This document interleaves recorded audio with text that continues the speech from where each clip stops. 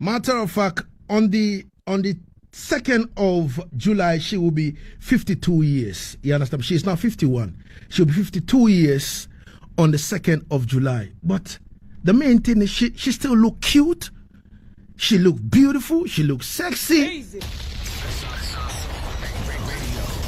And people, I am wondering what is keeping her young, fresh, and always going on the road. Let's go and talk to Tanya. Blessings, Queen. Morning. Wagwan, Tanya, talk to me.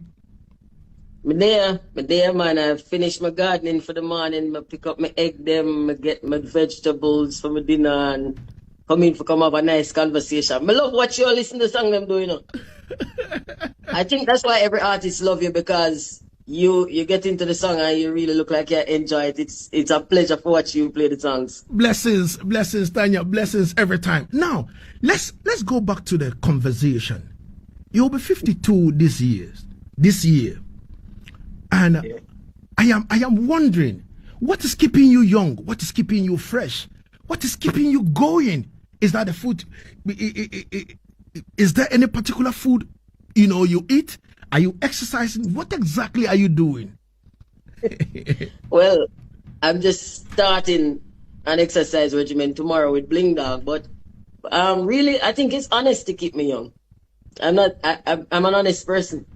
I don't keep stress, because as soon as I think about a problem, I try to fix it, or if I have an opinion, I share it. I'm not a hypocrite, and I think hypocrisy gets you old fast. All right, ladies and gentlemen, trust me, this is not an interview, this is conversation. Listen, all the young ladies, you are about to learn something great today. You understand me? All the young ladies in this space of the industry who are doing music, this is the time for you to pick your pen and paper and begin to write, begin to learn something today. You understand me? Quick and fast, because we're live on 4 radio stations across Ghana. 99.5 in Accra, 98.5 in Kumasi, 100.3 in Cape Coast, and 99.7 in Tamale. And over 38 million people are listening to us. This is the voice of the land, Asaase Radio. My name is King Lagazee. This is the show, Yaad Settingz, the most authoritative reggae dancehall and sound system culture show. Together with myself, Narobawa, and Empress Debbie, we govern it. Now, Tanya, talk to us. We would like to know you. But let me find out first. Is it your first time interview to Ghana? I think so. I think so. I can't think of any other. You're the only person I've been speaking to. All right. All right. Yeah. All right. Then we're going to take it from the basics. And as soon as I put out the flyer, a lot of people were linking me, talking to me, and I'm like, really? So it means that Tanya, she's got a lot of fan base over here in Ghana like that. Whoa! I see. All right, let's get into the conversation. Tell us, where were you born? What kind of parent were you born to? And how did this musical journey step in for you? Well, I was born in St. Mary, Jamaica. That's closer to the North Coast. I'm a country girl. I come from rural Jamaica. I was born I grew up in a single parent household because my father died when I was 1. Mm-hmm. I never really knew him, so there's nothing to miss. But I grew up I'm the 6th of 7 children. I have, many siblings, lower income household. It's a typical Jamaican family. As far as my childhood, I'm not very special at all, because all of my friends around me are the same or similar story. Mm-hmm. But we had music, and music was our therapy. Music was our medicine. We always had music. Mm-hmm. Mm-hmm. All right. So, were you born? All right. At the age of 1, your father passed on. Condolences to you, and may he rest in perfect peace. But let's look at it from this way. Were you born into a Christian family, Rastafari? Which of the families then were you born into in these two faiths? A Christian, Church of England, Anglican. My mother was definitely Anglican, not a very religious person, but her background was Anglican. And when she did go to church, it was to Anglican church. She didn't really go very often, but she sent us every Sunday. So we had to go, the children. So I was born and raised Christian. All right. And you were baptized and all that?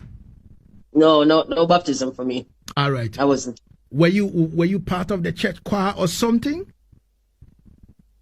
No, not really. When I was very young, I used to perform at this church concert. I would read poems and stuff like that, but no, I wasn't on the choir, no. All right.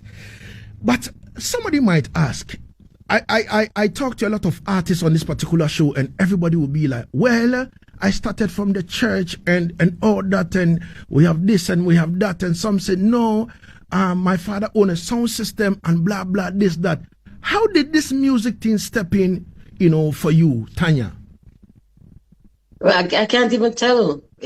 Music was just always around me. My mother collected vinyl records. I don't know how she did that because we didn't have no money, but she had records. She had the LPs, Jim Reeves and, Askeeta Davis. She had those kind of records, Engelbert Humperdinck, Tom Jones. So I grew up on music. Music was a big part of our household because that was a primary source of entertainment. That was what everybody in Jamaica can afford music. So that's how I got to listening to music. As far as getting into music, I was really a writer. I come from literature class. Mm-hmm. I was into writing poems and stories. And then the poems kind of evolved into song. It felt natural. I wish I had a very exciting story. And I don't have one. It just happened. I was in school with other kids. We were beating on the desks and we were all singing and DJing, and somehow I kept going. Oh, wow. Were you part of, these early days? Because I know you come from the 90s. Were you part of any sound system? No, I wasn't really a part of any sound system, but I used to hang out with different sounds. And I have to give a lot of credit to Ricky Trooper because he's really the one who got me immersed in sound system and dancehall culture. Because I used to be very shy.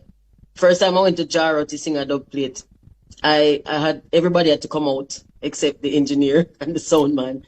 And then I turned my face to the wall and I couldn't look at them. It was just unnerving. And Trooper cussed. It was like, what kind of singer you be? Which singer can't sing in front of people? Yeah, idiot. Easy. It's like, why? You suck. You suck. Wow. And then he said, come at the studio. He would call me and say, come at the studio, your voice dub for your son. And then later on, he was the one who actually inspired the Water Day dub. Wow. He said he wanted Water Day killing style. And I was like, that's a very peaceful song. That's literally a song about peace. And him said, yeah, that's why I eat more if you kill them. Easy. And so Trooper and Andrew Hinton, the other half of Tarantula Records, and myself sat down and wrote that dub. So Trooper was a part of that dub. Wow. The first time he played it, he was booed. And then after the clash, everybody came to me for the dub that they booed him for. So, that's how I got into hardcore sound culture. I used to sing on a lot of sound systems because I didn't come up. These new kids, they come up through the studio. I came up through the dance hall and through the cabaret shows, the early days. So that's how I got in. But big up Trooper. I have to give him his props. Listen, Tanya, you said big up Trooper, but me over here in Ghana, looking on the internet, you know who I feel, no disrespect to Ricky Trooper. I came to Jamaica, I met Trooper, we were good friends. Matter of fact, as I won the clash at Dancehall Thursdays against Super Gold in the tune for tune, when I played the win one that dub, And then I think Super Good plays certain dub and I play Win Wonder. And he shouted, he was on top, and he shouted and said, both of the dub them are lame. Let them play another one again to decipher who is the winner for tonight. And the Super Gold went back and played Win Wonder and Buju Bantan combination, and I drew for Admiral Tibet and I won the clash. Now when I won the clash, he came to me and said, yo, African, you're good man, but you're lucky tonight. You understand me? And we had a beautiful conversation. When I look into what I did, the sound system I think popularized that to me was Black Cat with Pink Panther. Because I have seen a lot of clashes at Pier 1 from back in the 90s to the early 2000s that Black Cat with Pink Panther used what I did to destroy from the word go. And I'm like, it was there. I began to fall in love with what I did up, and I'm like, I must get this from Tanya. You understand? I must get this. So looking into that, I was even going to ask you that, is it true that Black Cat with Pink Panther was the one that popularized it, but now you've told the real story, that it was Ricky Chupa who took you to the studio for the first time to go record that. And then when you played, he got booed. But later on, every sound system came back that he wanted. What an irony. Wow. Yeah, well, Panther really campaigned with that song. Panther is the one who played it the most. I was just talking about the origins of it and the origins of my dubplate career, because Chupa is the one who turned me into a sound killer. Chupa is the one who made me want to kill a sound. He used to take me to the clashes, and I would be standing close to him at the control, and then I would tell him stuff. And we would be brainstorming during the clash, and I would be a part of telling him, yo, that one just said this. And it was fun. It was really fun, and it kind of grew me as a dancer, the dancer side of me. Wow. So I give all props to Panther, because Panther is my brother, and we're cool, and he has a really nice thing on Sundays now. Yeah. Later this afternoon he will be on, his live thing. Yeah. But he did campaign it, but Trooper is the one who actually gave birth to it, because he's the one who made me do it in dub. Wow. I am kind of wondering how you flip your dubs, like D Street, Can't Breathe, and oh, it is a pity. All this, the way you flip them, I'm like, when I sit down, I'm like, there must be a secret behind all these. So it means that from day one, Ricky Chupa has been there, with you, putting everything together systematically for Tanya dub them to sound like real sound killing. You just have to know, say, a sound for dead. Hey. And that's it. If you know that the intention, when I do a dub plate, my intention is to kill a sound. Definitely. Or to kill many sounds, however many sounds. I'm very serious about killing sounds. And if I make a dub plate for somebody and I see them play it in a very lame way, they don't deliver it well, and I feel like they could have done better, I don't want to do no more dubs for them. That's a waste of a dub. I would have preferred to do free dubs than do lame dubs. Sound for them. Dancehall culture is really entertaining. Yeah. It's fun. It's high adrenaline. It's not for the faint of heart. If you're thin-skinned, you don't belong there. You should leave. You have to have a thick skin, and you have to have a sharp wit. You have to be able to stay on your toes and be ready. You have to have a comeback. You have to have a million comebacks. You have to have a comeback in case somebody else use your comeback. You have to be ready. And I love that, because it keeps me sharp. It keeps my brain sharp, and it keeps me happy, because it's fun and it's entertainment. Definitely. But let me find out this from you. Tanya, all over the world, sounds from Japan, sounds from Korea, China, everyone is playing your dubs. Now, how do you feel when you sit down and you look on the internet and you see your dub being played to dismantle a next sound with four corner forward? How does it feel like? I feel good. I feel like, yeah, that's it. That's what you get. You should have tried to test my sound. Gunshot. Yo, to all the lame sound man them, Tanya says, if you don't play her dubs right, next time, no matter the kind of money you have, you not get it. Don't link me. Yeah. Don't link me. Don't play. Hey, listen, money don't win clash. Definitely. Money can't win clash. Skill. If you have the right skill, even when you don't have no dubs, just style alone can kill a sound. So I've seen many sounds come with truckloads of money and buy up all of the top name artist dubs and go in a clash and a little man kill them. Because creativity and skill still win overall. This is the creative field. This is not the rich field. Definitely. And what Tanya you just said brought me back to the clash between Lagazee Sound International and the great African star from Jamaica that happened in Ghana at Akuma village on the 21st of December last year. And me lock him off and it has become a problem. It's like now me can't breathe. People are holding me in my throat. Them say, Lagazee, where from you to lock off the great African star? Me say, and on the night I said something. I said, dubs are not going to win the clash tonight. Creativity, style, pattern is what is going to win the clash. And yes, of course, it did on the night.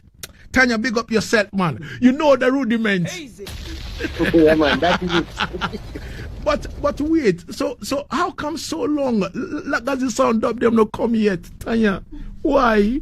Yeah, listen, honestly, the other day when we spoke, I was like, oh my God, I held my head because I said, Jesus, you're gonna kill me. All right, I will fix this. I promise. You have many witnesses. Hallelujah. Many witnesses. I will fix this. And Dynamic, I love you very much, but you will not be able to style my brother any longer. Dynamic, you hear this? I think I need to cut here and send it to him. That Dynamic, you are finished. You know? All right, so I think I will organize a Dynamic Lagazee clash with Tanya Steven dubs only. Pop.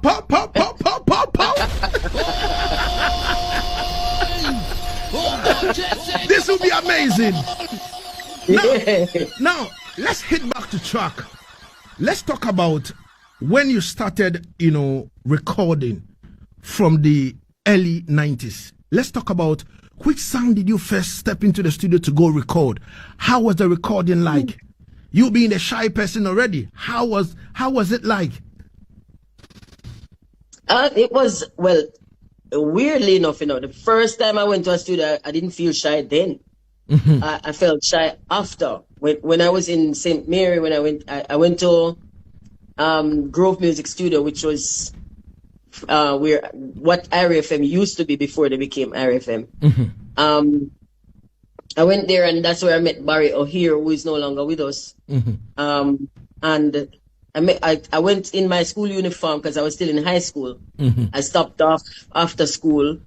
And because I heard there was a studio there, and I said, I saw this guy at the front, and I said I wanted to sing, and he was like, he started to laugh, and he was like, going back to school. Mm-hmm. I was like, I'm serious, I want to sing, and he said, come back when you're finished with school. So I came back in the summer, and he was like, no, I'm not saying when you're on holiday. I mean when you're graduated. And I said, I just graduated. I want to sing, mm-hmm. And he actually put me in the studio. Barry O'Hare was where it all started. I was kind of a little bit shy, but I wanted to do it so badly that I overcame it to go into the studio the first time. Mm-hmm. It was after being exposed to a lot of people and starting to see so many artists, and I felt intimidated because there were some really big artists, I met Diana King the first time in Grove Music when I was just coming there, and she had such an amazing voice. I couldn't speak. Mm-hmm. I couldn't speak because if you know Diana King, then she has one of the biggest voices ever come out of Jamaica.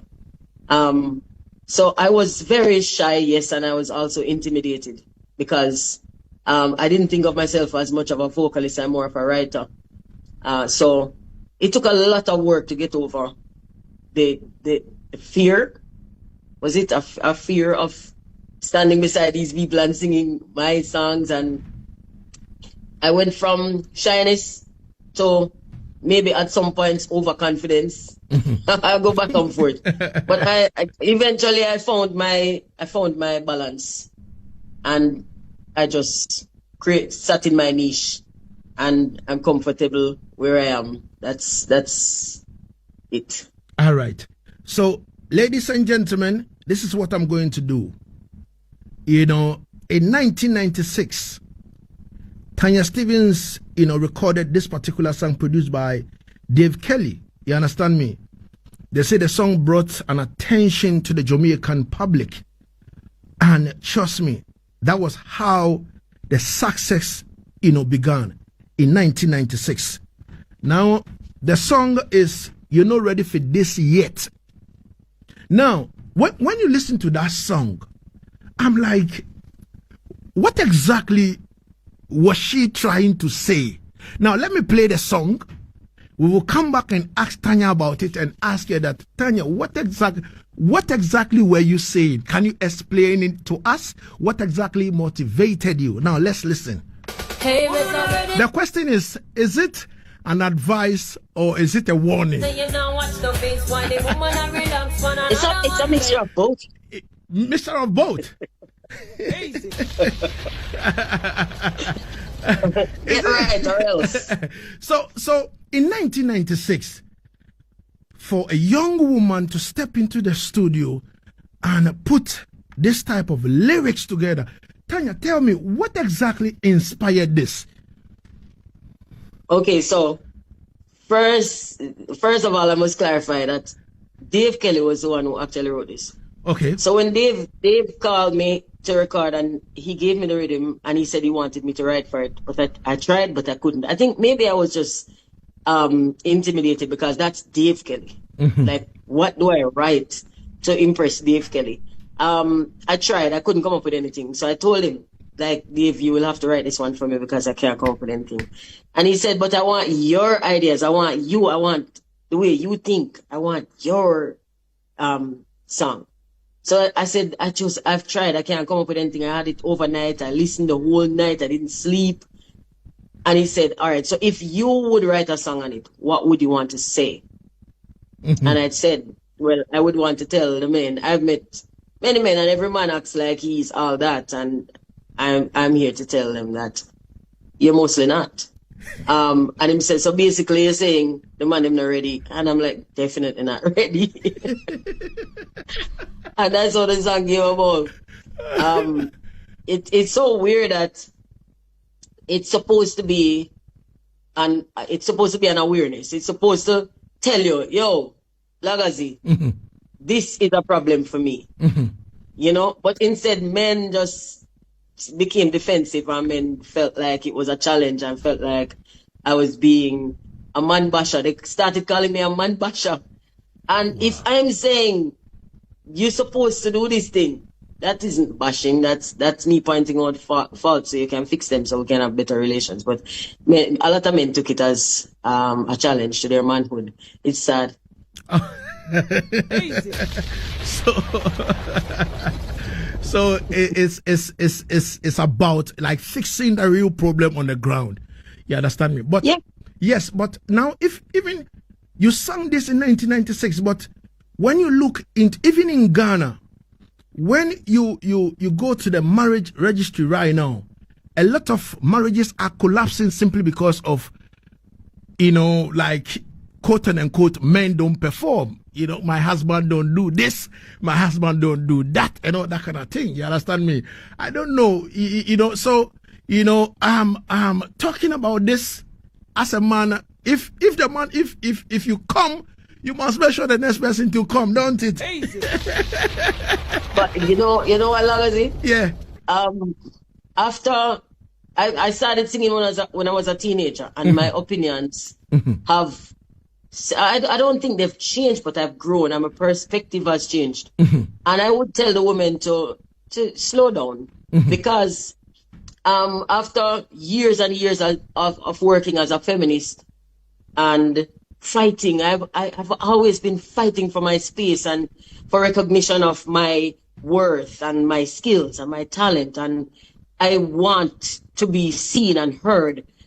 And then at the end of it, I get to a point where nobody fits. It's like I have these very high standards that I can't even fit. So I would tell the women to tread lightly.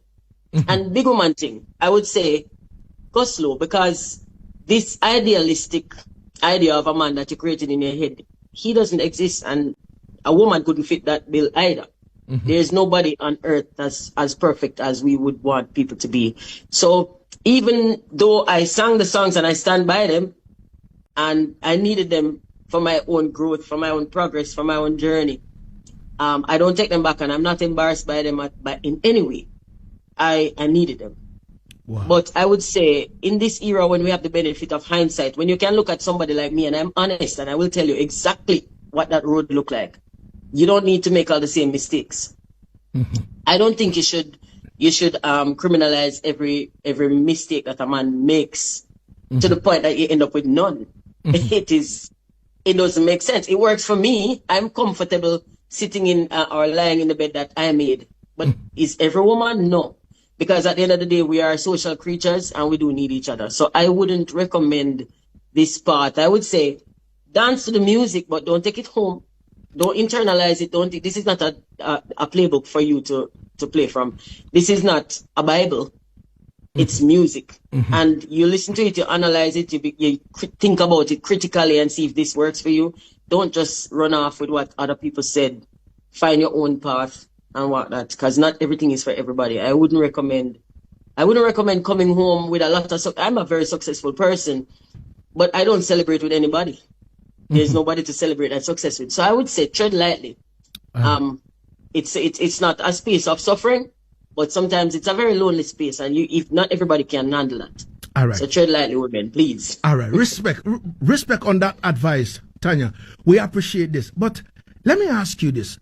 When you go back into time, in terms of the songs you've written or other people, wrote for you to sing and all that, do you regret, singing some of them in terms of the lyrical content? I have no regrets. Where I was is where I was. And if I wasn't where I was, I couldn't be where I am. Every step of your journey is necessary for what comes after it. If you change any step, you would be in a different place. And I love where I am, so I changed nothing. The songs, there are many songs that I wouldn't sing now because I'm not in that frame of mind. But I can't think of any that I wouldn't sing then, because every single song represented where I was when I did this. All right. We give thanks. 18 minutes gone into the R2 here on Asaase Radio, the voice of our land. Our guest is the great Tanya Settingz. And I'm loving this conversation. I told you, this is not an interview. This is a conversation.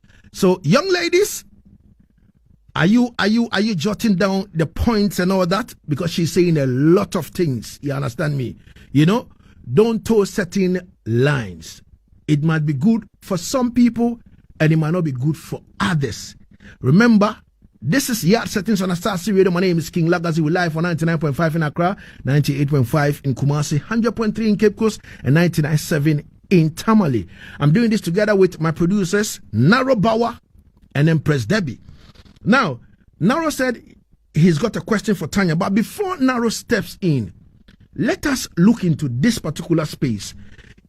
Researching about Tanya Settingz on the internet, I chanced on this story that says that at a point in time in your career in the early 90s, people were trying to compare you and Lady Soul, in terms of lyrical, potency and all that. And I'm like, but wait. All right, Lady Soul, they claim, was the dancehall queen. Why? Was Tanya also in that competition before people were trying to juxtapose her with Lady Soul or compare the two of them? What do you make to that, stories? I mean, I was never in any competition at any point. I've never felt the need, but I also was never exactly aligned with anybody to compete with, because Lady Soul is primarily dancehall. She was primarily dancehall. I did everything. I was doing Lovers Rock, Roots. I started out from Roots and Lovers Rock anyway, and kind of graduated into dancehall space. I've done acoustic. Some of my biggest songs are not dancehall. It's a Pity's Roots. What Are They is acoustic. Do You Still Care is something else that I don't even know where to put it. There are so many songs that are not dancehall that there should never have been any kind of a comparison made. I don't think so. And I think it's unfair to both of us because she did what she did and I did what I did. And the danger in that is that not everybody is confident enough to withstand that kind of battering from media, you know, from public spaces. Not everybody can handle it. And I don't think she handled it well. I don't think she was confident enough to listen to people critique us, and especially to hear some people choose me. It didn't go well with her. It turned out to be something that if I had the benefit of this wisdom, this age, I probably could have steered it in a different direction. But we were both younger, and I was, if you knew me then, you'd know me, I was a very angry person. And if I feel like I'm attacked and it was unwarranted, then I fight. I was a wild animal, you know, so when cornered, I fight. And my fight is different because I take my fight below the surface. So you wouldn't even know you got a punch, you'd just be punched. And I think with the benefit of age and experience, wisdom, I could have killed that, nipped that in the bud. But it went where it went, unfortunately, and it shouldn't even have started. Shouldn't have. Nobody should have pitted us against each other. And I find that as I grow older, I blame her less. I still blame her, but I blame her less because I realized that she didn't have the benefit of maybe my faculties to be able to say, this is somebody doing this to us for sensationalism. That's what happened with that. But we really don't have anything in common. Besides the fact that we're two women, and unfortunately women don't share space well. But that's all we have. We're women. Even when we're singing some of the same words, it's different topics and it's different context and it's for different purposes. So I wouldn't be singing about sex for sex. I would be singing about sex, using it to get across a different message. And so I don't think we should not have been compared, and it was unfair to both of us. All right. That was really unfair to both of them, said Tanya Settingz. And it's quite sad. You see, this our space, especially the media, you know, people for clickbait, you know, people kind of pit people against people and all that kind of thing.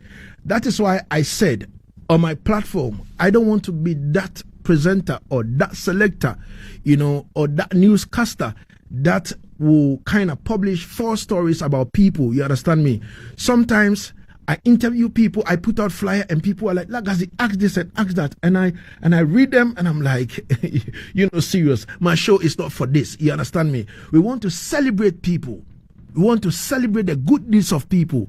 We want to let people know that this is what we are doing. This is what she or he has done for the space. You understand me? We want to let people know that, yo, this is a great person. She's done A, B, C, D, S, Y, Z. Let us celebrate it. But people always feed on the wrong information and they travel with that. You understand me? You know, imagine if we say something wrong right now, all the good things we've said on this show, people will boycott that and will carry that wrong one all over the place. You understand? And it's quite wrong. You know, let us grow. Because you have the microphone in front of you doesn't mean that you have the whole world and you have to tarnish other people's image. You have to pit people against people. You have to set competitions against. It doesn't augur well. It doesn't make sense. So please, let's look into that. Before I step in with the next question, my producer Naro Bawa is here and he would like to ask Tanya a question. Tanya, you ready for Naro? Yes, I am. All right. Yes, greetings, Queen. Yeah, bless up. Yeah, I have some 1 and 2 questions for that. But before that, on a lighter note, when Lagazee came to Jamaica, do you give him a ride in your Toyota, in your Tata Bado? Huh? When Lagazee came to Jamaica, did you give me a ride in your Tata, aka Bubble? On a lighter note. Oh, the Tata. Oh, she's no longer with us. Oh, okay. She have a very famous car, used to call Bubble, yeah. But anywho, my first question for you. You have been involved in several high-profile controversies. You once criticized the former Jamaican Prime Minister Portia Simpson, and also the current one, Andrew Holness here. And you actually, with him, you refused to give me a handshake, and also went on to say he was impotent and weak. How do you respond to critics who said you are sometimes disrespectful and also divisive as a public figure? Okay, so I have to correct a few points. Sure. I am critical of every public servant because that is my job as a citizen. So I am the HR department. They come up for assessment. I assess their work. It's never them. I don't speak personally about them, just their work. And when I use the word impotent, it was never to do with the Prime Minister's body. It was to do with his effectiveness as a Prime Minister. It is not a biological statement at all. I don't know him like that. Yeah. And the moment he gets out of that seat is the moment he ceases to exist for me. It is not personal. True. It is about the job that he has been employed to perform. So I have to clear that up because sometimes the lines get blurred and this is not personal. And the critique, my critiquing of the former Prime Minister was based on the same thing.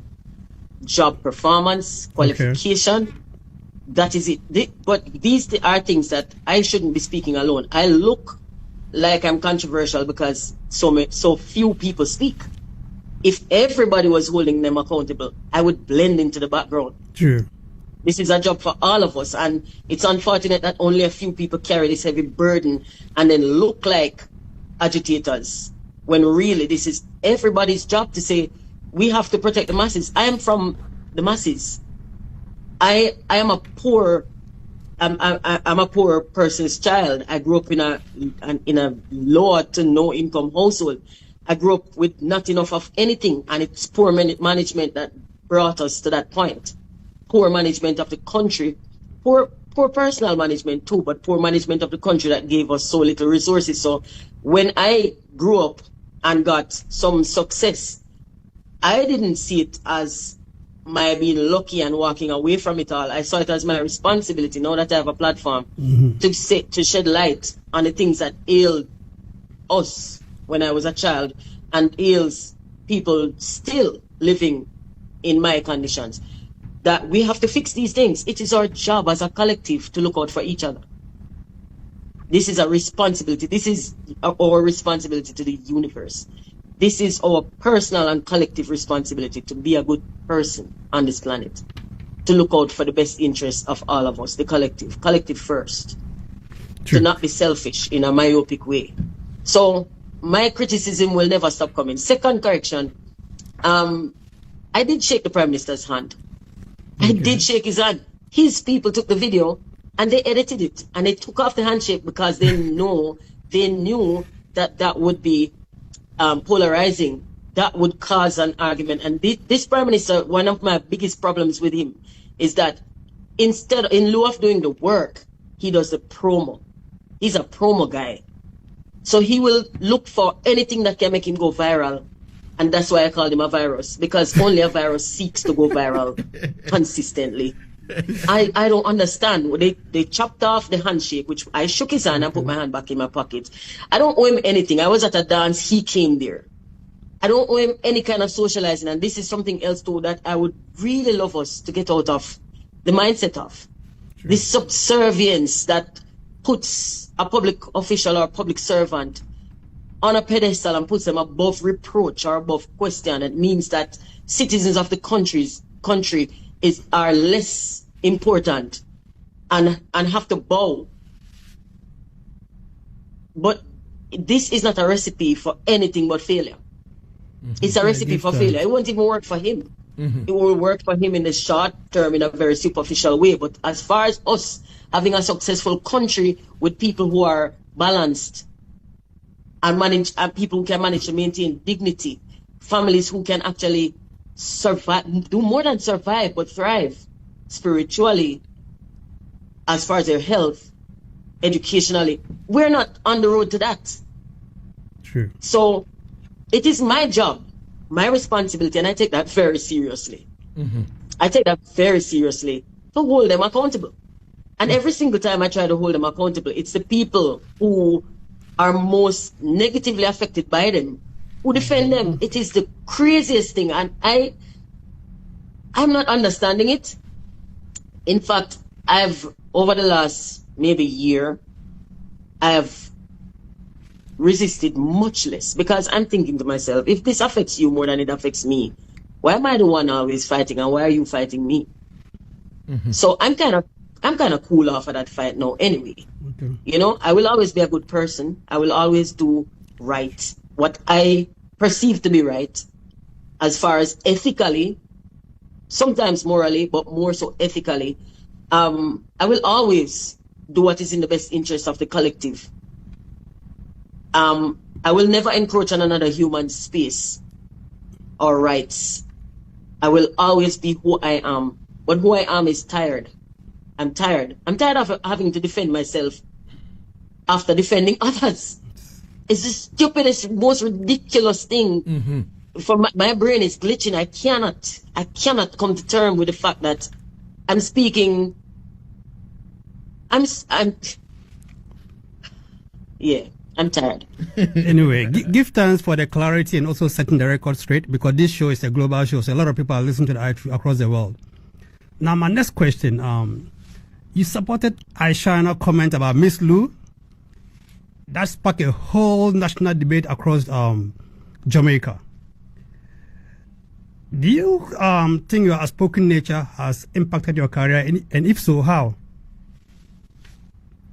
It hasn't impacted my career in any way. It has impacted the Jamaican conversation with me for a very short time. Unfortunately, even the people who were mad and thought I was being disrespectful didn't care enough to continue that conversation into any meaningful change. But my point in supporting Aishana, first of all, she didn't say anything wrong. Maybe she didn't say something that I would have said or you would have said, but she didn't say anything wrong. The fabric in question, that became a matter of national debate, that I saw some public figures wear on one event and never put it on again.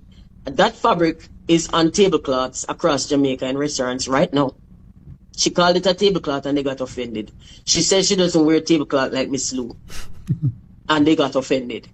The fabric is primarily used as a tablecloth fabric. So quite literally, she wasn't wrong. And then the fabric represents subservience, servitude. We in the African diaspora, we are African people misplaced and displaced. We in Jamaica and the Caribbean and other spaces like ours, we were brought here against our will and forced into servitude. This fabric in my household represents that servitude. And I'm not fond of having, if you want to wear it, it's fine. You have the right, and I will fight for your right to wear it. But I'm not comfortable with being told that I have to respect it.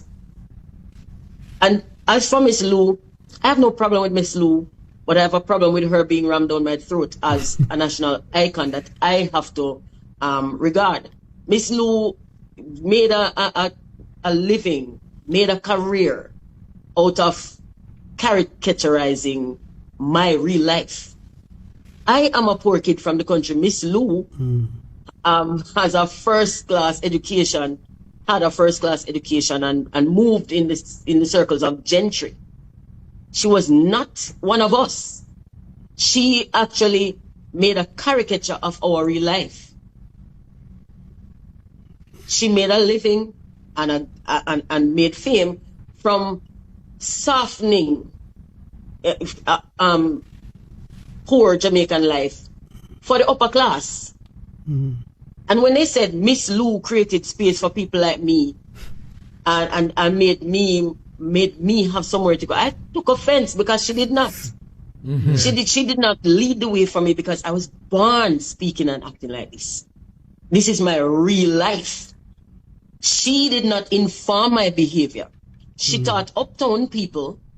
She taught the superficial people to import and accept real Jamaican people in their circle. No, that is a them problem. That's not a me problem. I never had a problem with any space. They had a problem accepting us. They should pay homage to Miss Lou. I don't owe her anything. She didn't create space for me. She created acceptance and understanding. And they don't even understand because listen to this argument. If they understood, we wouldn't have this argument. They would see what she did. And I'm not mad at her. If she went and made some stupid people a little bit less stupid, then kudos to her. But I wasn't one of those stupid people, so I owe her nothing. Yeah. Right. Anyway, my last question, just a follow-up to what you just said here. How do you perceive yourself and what drive your perspective when it comes to national issues? Because people think you're confrontational. I'm sorry, the last half? How do I see myself on? What drives your perspective when it comes to national issues in Jamaica? Or global issues, if you want to put it that way?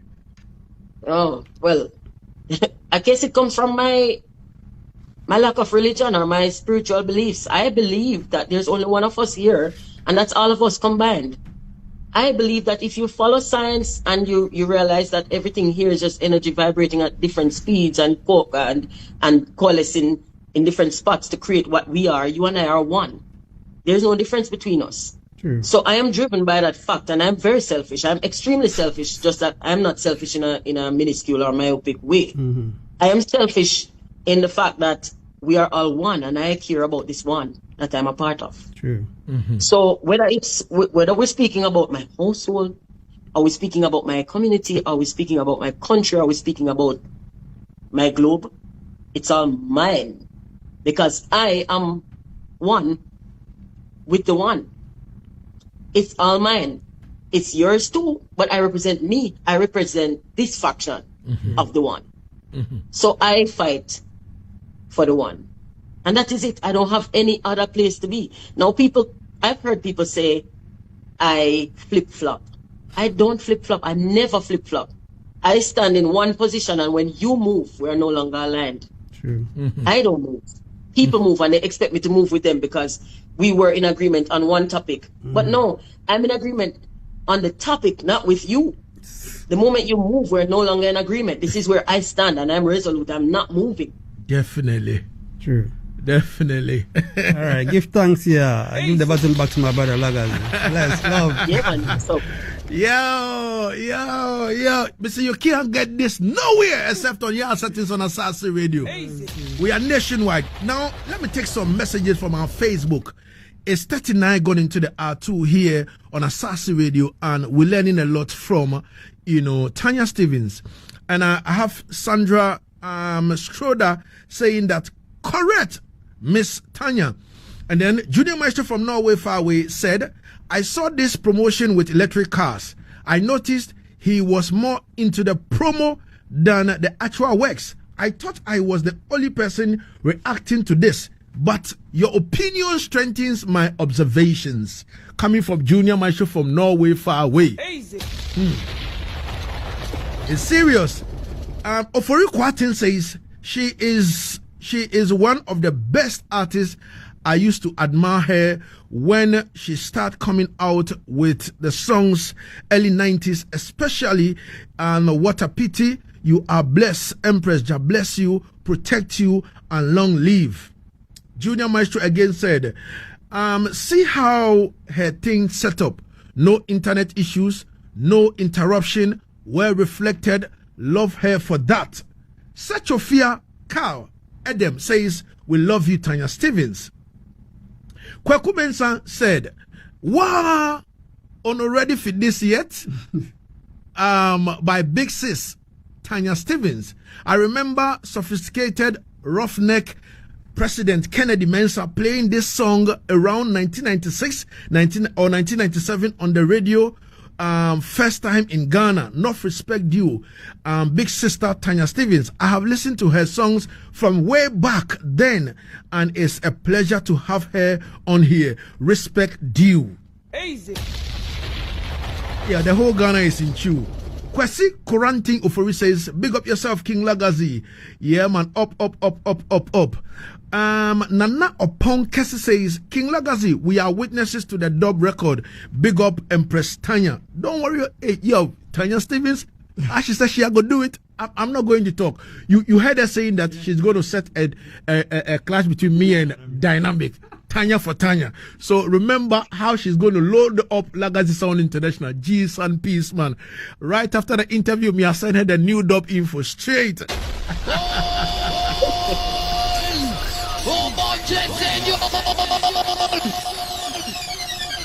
All right. So, ladies and gentlemen, let's go back into her albums. Tanya, how many albums do you have to your credit now?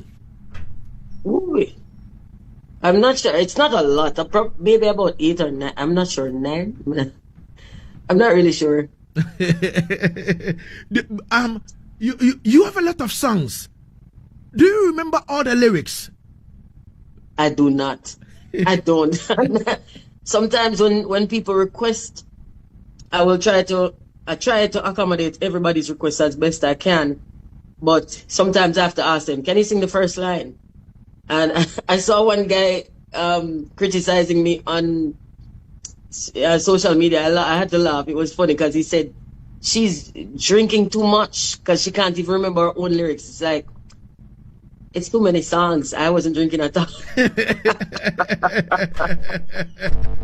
It's too many songs, and it's been 30 odd years. It's a lot of songs. I have no idea how many songs I've made, but if someone can sing the melody or the first line, I usually remember because these are my babies. I've written like maybe 98% of my songs. So it's a lot. All right. Ladies and gentlemen, now, I would like to do this, but I want to put a caution on it. I would like to activate the phone lines for people to call in. Now, listen to me very carefully. We are running out of time. When I activate the phone line and you call in, your name, mention your name, where you calling from, and go straight and ask your questions. No plenty talk, at least one question, in a short space. And then she can have the ample space to answer, and then let the next person also call in. But before we do that, let's talk about this legal issue that happened in 2006 between Lil Kim, the American rapper, and Tanya Stevens. I want us to talk about this because a lot of musicians, I have seen Jamaican musicians like recently, before, blessed be to his memories, Max Romeo, before he died, he took, Warner Brothers, Universal Records to court for royalties and all that kind of thing. You understand me? A lot of artists are suffering from this royalties kind of thing. People are poor. The other day, who was I talking to? And the artist said, Yellow Man still don't have a house for himself. He still rent a place to live. And I'm like, really? Because talking about Yellow Man, this big artist that had a countless of hit songs and all that kind of thing, how can you say Yellow Man doesn't have a house for himself? But he said that yes, some people took the work for play and people kind of acted on their ignorance and people made a lot of money from them. But let's talk to Tanya Stevens and find out why he sued Lil Kim in 2006 and how was the outcome. Well, it was really a disappointing thing that happened because we first linked up when she reached out to me to feature on one of her songs. I didn't really know her because I'm not a big rap fan. When I went to record for her album, the one that she said was leaked and she didn't bother to release some of the songs. And so that's how we first met and knew each other. And then when I moved to Sweden and I was recording for Warner, I also featured her on one of my songs, which also wasn't released. So we were familiar with each other. She took lyrics from one of my songs. She sang a whole verse and a chorus. She took pieces from other people's songs too, but she sang one of my whole verses and she used the chorus. And she credited herself. If she had placed the credit where it belonged, it would not have been an issue. But my royalty administrator didn't like that very much, as you can imagine, because this is infringement. And when his lawyer reached out to them, instead of dealing with this thing like a business event, like the business that it's business. You're trying to sell stuff that didn't belong to you. They instead starting to throw insults. They tried to throw insults and suggested that I was trying to come up off of her. I'm trying to boss off of her. And that felt really bad because we know each other personally. So it felt like, if you know me, why would you say something like this? Even if you didn't know me, but you know me. And instead of fixing the problem, you start to hurl insults. And so I said, you know what? Do whatever you're gonna do. Just do it. Then they started to try to talk to me. Can we talk? I don't want to talk to you. You have no manners. You're rude. So it didn't get to court because by the time they checked it, it wasn't even something that needed a professional to verify it. It was verbatim. My words, my melody. And so they corrected that. And that was that. It wasn't a big deal. Her fans were a little bit rude too, trying to suggest that I'm a nobody trying to come up off her. But you know what? I'm a nobody whose song is stole. So whatever, man. Easy. So, Tanya, how did that end? Did you kind of come to that, consensus reasoning with, her team and all that kind of thing? No, our lawyers did the work. Okay. It was something that was settled out of court. And it wasn't me alone. It was a few other people named in it. I think Shaba and somebody else. She took other people's lyrics too. And so it was settled. It was a lawyer conversation. We never spoke to each other, and we haven't since. Mm-hmm. All right. Ladies and gentlemen, 47 minutes going into the R2 here on Asaase Radio, the voice of our land. Now, here is the thing. I'm going to activate the phone lines for you now. So the number for you to call is 0548 888 995. For Telecel users, call 0200 009 951. When you're calling outside Ghana, prefix with the area code +233. First man on the line. Hello. What's your name? Where are you calling from? Blessed. Lagazee. Yes, Blessed. What is your name? Where are you calling from? I'm Kweku from Kaswa. All right, Kweku from Kaswa. Yes. We have Tanya Settingz on the phone, on the Zoom, all the way from Jamaica. Your question, please. Yeah, I've been listening to Tanya for almost 30 years now. Wow. And I wanted to know that Hunger the Right, that rhythm, Sizzla have the same rhythm. Which one came first? And when did she come into Ghana? Because we want to see her physically. All right. I've seen Sizzla, I've seen Buju, I've seen Shaggy. I want to see her too. You want to see her too in Ghana? Wow. All right. Tanya, over to you.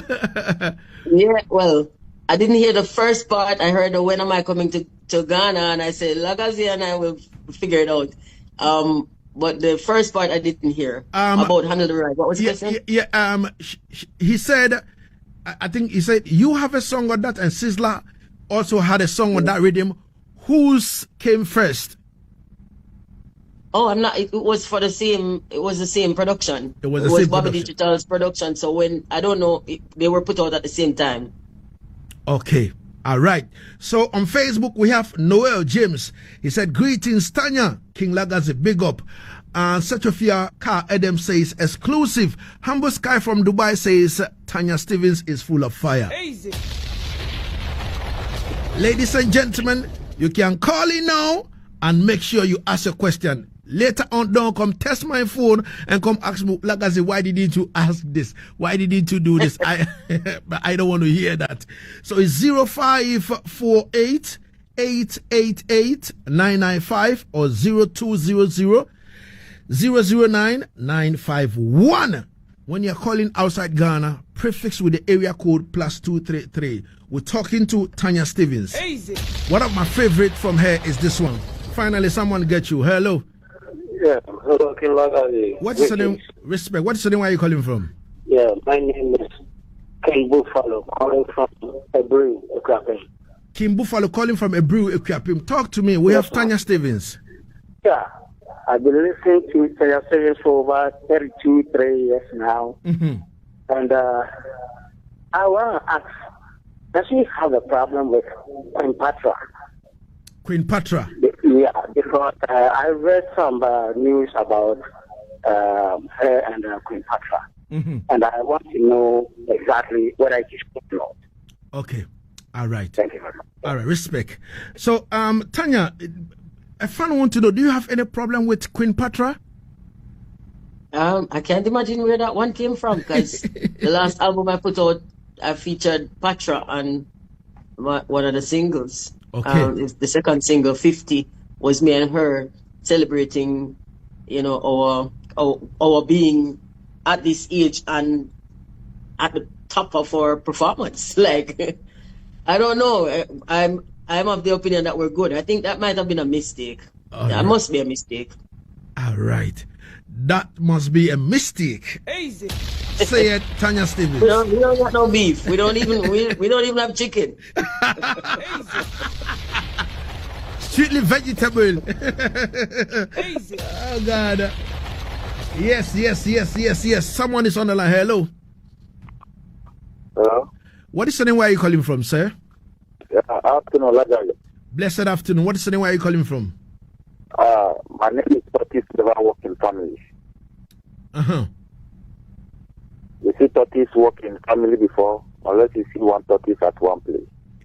Well, what you're saying, I have no clue. Yeah. Mm-hmm. I hope everything cool. Everything blessed. We have Tanya on the line from Jamaica. What is your question? Tanya, congratulations. Tanya? Yeah? Congratulations. Please, I've listened to Tanya almost 35 years now. Mm-hmm. But who is Tanya? How does Tanya look like? And secondly, we want to see the name called Tanya or a musician called Tanya in Ghana. So, Tanya, who is Tanya and how does Tanya look like? Thank you. All right. So who is Tanya and how does Tanya look like? All right. So we are live on Facebook. We are live on X on Asaase 99.5. Tanya is glowing, beautiful woman, with her spectacles, always smiling and all that. That's funny. I like that one. Definitely. Tanya, what does she look like? I mean, look at me. I'm right here. Tanya is right here, and trust me, I was privileged, I was honored to meet her in Jamaica. When I hit her up and I'm like, she was like, Lagazee, are you for real? Are you coming to Jamaica? I said, what do you mean, man? When the God says, Lagazee, you're going to Jamaica, whether you like it or yes, you are going to Jamaica. Don't sleep. Wake up. Come to my office. Lagazee, why? Why are you delaying? I'm like, yes, sir. Yes, sir. And I was going round myself and all that. And before I could say, Jack, I was in Jamaica and I'm like, Tanya, I'm here. And she was like, are you for real? All right, let's meet tonight at, Robert Up Tuesdays. And the rest was history. You understand me? So Tanya is a beautiful woman. You understand me? We don't know whether she has ever toured Africa before or come to any of the African, country before. We don't know yet, but let's find out from her whether if you've been to any of the African countries. You understand me? And also in terms of your booking, are you that expensive that people can't book you, Tanya? Oh my God. No, I've been to Uganda and Tanzania before. And how was the reception? How was the reception? The reception was great, but I think I don't think that I went for a promoter who actually does shows. So even after I was gone, people expressed they didn't know I was coming. And then I think it was in Tanzania that I was performing on the stage and the people kept saying, pull up. And I thought they were trying to pull up the song. And when I'm performing, I don't do pull-ups. I don't really do pull-ups. I sing the songs all the way through. So I kept singing the songs all the way through. And they kept saying, pull up. And I'm like, you're not engaging with the song. Why are you trying to pull it up? But I have a song named Pull Up. after I recorded it and it went on one of these cricket collections, I never heard it again. Never ever. I don't know that it's anywhere. So I wasn't thinking about that song. They were talking about the song. So of course, to this day I still get people saying, you came and you didn't sing it. You came to I think it was Tanzania. But it was a good reception. It was a great time. I don't think it was the right shows. I don't think it was the right shows. I came there with Joe and Tanto and Devante. It was a good lineup. It was a great show as far as on stage. But as far as getting to an audience, I don't think we did that. So I'm still open to touring, even though I tour much less now. But it has to be with the right people. Lagazee, no, I'm not overly expensive at all. In fact, my agent can't stand me because I am an emotional business person. So I do feasibility studies. I check to see how is this promoter going to afford this thing. And I don't have a fixed price for anything. So every show is tabled based on the circumstances of the show. I can't charge the same for a stadium that I would charge in a club. I can't charge the same for a club that I would charge in a stadium. How would they pay it? And at the end of the day, I have to feel comfortable that this promoter is going to make profit, because that is why people do business, to make profit. So it can't be that I walk away with everything and everybody else walks with nothing. It has to be able to afford me and my company, and you have to also profit. So there are sometimes when I'm approached with things which don't make sense, and I also give advice to people who want to promote things. As if I say, I don't see how you can make this money back, I can't be a party to it, because I don't want to be a part of anybody's sad story. I don't want to be a part of bankruptcy. I don't want to be a part of foreclosure on houses. I don't want to be a part of debt. So I try to stay away from the things that look like they lead in those directions. Especially for reggae and dancehall shows, we don't have a lot of readily available sponsors who would underwrite some of the costs. So it makes me tour less. It makes me affordable, because I would rather go out and sing to the people than stay home all the time and do nothing at all. So I should go. A lot of people talk to me about touring Africa. None of them come true. So it's really not on me. Okay. All right. I'm afraid we can't pick the call again because the phone lines keep buzzing, and we can't pick the call again. We are pressed with time. But let me read a few messages on our Facebook. Noel James says, King Lagazee, I hope to be back in Ghana sometime soon. Hello. Hope we can. Yeah. This is Kuku from Castle again. All right. Quick, talk to me. We just begging Tanya to come and visit Ghana, even not for school. She should come to Ghana, go to the Cape Coast Castle where the ancestors were taken from, and it will be 350 for her. We want her in Ghana. That's all we want. Okay. Even not for a show. We want her in Ghana. She should visit Ghana. Simple. All right. Respect. All right. But do you know how expensive it is to travel all the way to Ghana from Jamaica? It's either you're coming Jamaica to Miami, then Jamaica, Miami, and Ghana, or you can either go Jamaica, Miami, London, Ghana. I went to Jamaica from Ghana, London, Jamaica. You know what I mean? And listen, traveling on a British Airways, you understand me? Do you know how much it is? Virgin. You don't want to go there. You understand me? But same way, same style, Kweku says, Tanya, come to Ghana. Whether show or no show, come to Ghana. Let's take you to the Cape Coast Castle. Let's take you to, like 360. Go see some of the monumental places and all that kind of thing and go back. Tanya, what do you say to that? I'm open to that. Of course, I've never really been anywhere outside of work, and now I'm more relaxed. I'm actually looking forward to going to some places without the Tanya Stevens tag on me. So maybe I could do that for real. I'm open though. I would. All right, nice. Okay, so on our Facebook still, Joel James says, by the way, Tanya Stevens, over 50 is a great tune. Me love it. All right. And then Sandra Schroeder says, is DJ Ire. Oh, all right. So DJ Ire used to DJ in Ghana back in the days with Black Santino.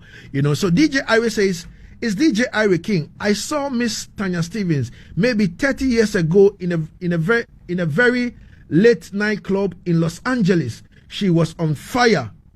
And now, you understand me? Yes. So yeah, man, I give thanks. You understand me? I love how they found them come in and where they met the artists and all these things. You understand me? We give thanks. But wrapping up with Tanya, how do people get to you? In terms of people who want to book you, in terms of people who want to reach out, what are the links? Is it via social media? What are the names? Instagram, Facebook, X, and all these places.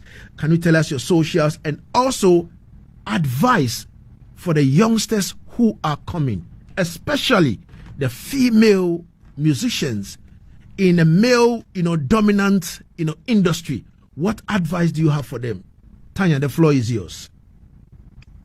Okay, so first off, I can be contacted through my office. If you look at for example, my Instagram bio has the office contacts in it, and people usually say they can't find me, but that's because they're trying to talk to me personally. But I wouldn't be, it's impossible for me to talk to millions of people personally. And if it's business related, I don't handle business at all. I don't. So my office handles the bookings. And I think you're in touch. You're talking to Sharon Williams. Yes. And you see how easy it is. It's not hard at all. I would like to say big up to Sharon. She's so easy. She's accommodated. Yeah. Sometimes I do forget about even the time differences, and I test her, and she will respond, say, "Oh, Lagazee, it was 2 a.m. my time, and you tested." I'm sorry. With Sharon. Yeah, but as far as the bookings and stuff, contacting me is easy through the office. My social media is really for socializing. Like when I come to the show, we don't have enough time to sit and talk one-on-one. We don't have enough time for a personal conversation. It's just a performance. But on the socials, we get to know each other as people. We're humans. We're equal. We speak as equals on the socials. And then what was that? What other question? Advice to the youngsters, especially the females in a male dominant industry. Yeah, I will. I tend to limit the advice I give. I'm not really fond of giving advice because what works for me doesn't work for everybody. And what might not work for me or something that I don't like could be perfect for somebody else. So I really limit advice, and I suggest to young artists to limit their intake of advice. Take it with a pinch of salt. Filter it. If you hear something that goes against your upbringing, your ethics, your moral code, whatever, reject it. It's okay. I would say work on your craft. Become as good as you possibly can on your actual craft. Improve your skill. Be so bad that no matter how people want to hate it, they can't. If I was any less skilled, I think people would have tried to throw me out a long time ago. But you gotta admit it. I'm bad. Junior Maestro from Norway far away just sent in this message, and he said, I will provide her accommodation up in Ebri if she visits Ghana. And Ebri is like skyline. How skyline is, that is how Ebri look like in Ghana. So Junior Maestro from Norway far away, he's got an apartment over there, and he said, anytime you come to Ghana, you have an accommodation already. Don't worry about accommodation. So accommodation, transportation is sorted. Tanya, you good. Like cook food. You understand me? Yeah. All right, I'll think about it. Yeah, man. And then the last one before I leave you finally. When are the singles dropping in? Are you thinking of doing another album? Any singles soon coming out? Let us know. Well, listen. Lagazee, right now, I'm going to put my neck on the block and make you a promise. Mm-hmm. There's a single that's coming out with me and an artist. This is the only thing I've ever aspired to do since I came into music. This is the one thing that, now that I've done it, I don't even think I have to do anything else.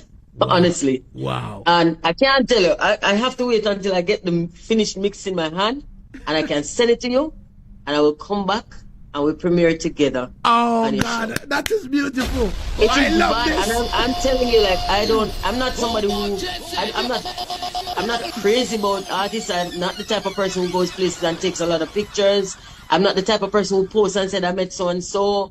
I'm not really, one human isn't different from another human to me. I'm not really a fangirl, but except in this case, this person, I mean, I couldn't, I went into the studio, I could barely breathe. I couldn't sing. I haven't had this problem. I was intimidated and I haven't had this problem since I was maybe in my early 20s. Wow. It was very hard to record because I kept choking up and I cried. I had tears in my eyes. Wow. Wow. But when you hear it, you will understand. You will completely understand that this really was warranted. You know, all of the nose knot and stuff. Definitely. But there is one thing about Tanya also that I must, you know, celebrate her on that and commend her on that. I posted a flyer to interview an artist from Jamaica. And Tanya posted a comment under it and said, one of the finest voices from Jamaica.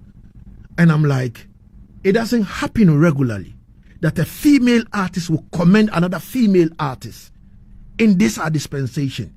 And the artist is Ikea. And I'm like, I spoke to her and I asked her that, did you saw the comment? She said, yes. He said, Tanya Settingz is our mother. And the way she spoke, I was so impressed. Tanya, what kind of push you sometimes to pass that comment about artists? Like, you say it as it is. You see the good in the artist and you speak it out, but others don't do it. What kind of motivates you or pushes you to do that? I don't know about the other artists, but have you heard Ikea sing, man? She's amazing. Yeah. She really is amazing. And our experience started out really weird because we didn't know each other from anywhere. I just came across her, like, this is many, many years ago. I came across her. I saw her first on Hype TV, I think. And I was like, who the hell is this? This voice is like perfect. And so I went and I searched and found more of her stuff until I started finding some things like sounded like she was beefing with somebody. And I was like, what? Your voice doesn't beef. Your kind of voice doesn't beef. You make monuments. You make classics. And so I searched and I found her on Facebook and I sent her a long message and I cussed her. I was like, don't you ever do this. I don't remember what I was saying at the time, but I was so mad. I was like, listen to yourself. Have you heard yourself sing? What the hell are you doing them kind of stupidness for? Don't do it again. Go out and go make some classic. Go make some monuments that we can turn them into classics, that we can hear your voice in 150 years and still love the music. Go do that. What the hell are you out there doing this foolishness? And then she came back and it was just a whole heap of laughing, just a laughing emoticon, and just laughing and say, I can't believe you cussed me like this. I'm like, I'm sorry, but I'm a very emotional person and I say things exactly as I see them. Ikea is an amazing voice. Really amazing. All right. And then the final one is coming from Noel James. He said on our Facebook, he said, Tanya Settingz, I just want to say that outside of music, your social commentaries are among us the best. You are a great voice of a reason. You were so on point during the pandemic. Salute. Oh, that makes me want to cry. Oh. That makes me want to cry because that was one of the worst times because people kept thinking I was the enemy and I was not. I was not. Oh. I mean, and they kept thinking that somehow I had some kind of a superiority complex. No, these are my people, my family members, my friends who are taking these things, who are believing these liars. And you know, it's still going on and I'm still choked up about it. So tell him thanks. All right. Tanya Settingz, would like to say thank you so much for your time and space Words can't express the joy in my heart to have this conversation, with you. I have learned a lot. I know others too. A lot of female artists listen to this show. A lot of artists listen to this show, and I know people have taken a lot of sense out of quote unquote the nonsense. Trust me, I know they have learned a lot. I have learned a lot as well. Especially with the Ricky Trooper side, with the water dear dub and all that kind of thing. Thanks for that education. You understand me? Now I know where to fix my argument next time when we are in the sound system chat room and we are talking. I can also go there and say, hey, please stop it, man. It happened this and that and that and that and that. Said by the artist. Tanya, I would like to say thank you so much for your time and space. Oh, it's my pleasure. And before I go, I have to make one big up. Eternal big ups to Lanny, Leander Top, who just left us Tuesday last. Lanny dropped out, and I am still reeling. I can't get over it. He's the one who produced It's a Pity. He produced other songs too. We are still working together. We're in the middle of stuff. And I just want to send out all of my love to Lanny all over the world, everywhere Tanya Settingz is played. And you love It's a Pity. It's a banger for me. That's Lanny's production. He's the one who kept me in the studio the whole night and said, you have to take that again, take that again, take that again. And I was so mad, but it turned out so perfect, and I really, really love. And I'm going to miss him so much. So big up, Lanny. All right. We can't wait for the brand new single, for us to premiere it over here, you over there and me over here, and then we can talk about it and premiere it to the whole world. Tanya, thank you so much. Bless up yourself, Lagazee, and you know them coming. All right. I'm going to send now what I'm going to do is I'm not going to send the dub to you straight. I'm going to send it to Sharon and tell Sharon that please make it happen. Thank you, Tanya. Bless up yourself. Yeah, man.